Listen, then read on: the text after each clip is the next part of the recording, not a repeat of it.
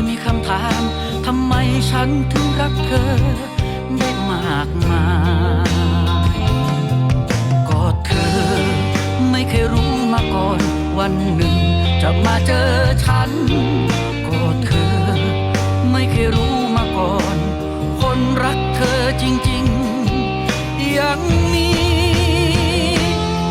เธอเคยเลือกความรักไม่ได้แต่ฉันเลือกรักเธอได้เลือกจะรักเธอด้วยทุกห้องใจให้หมดเลยที่มีหากอ้อมแขนซับน้ำตาได้ก็ซบฉันเลยคนดีช่างสายตาใคร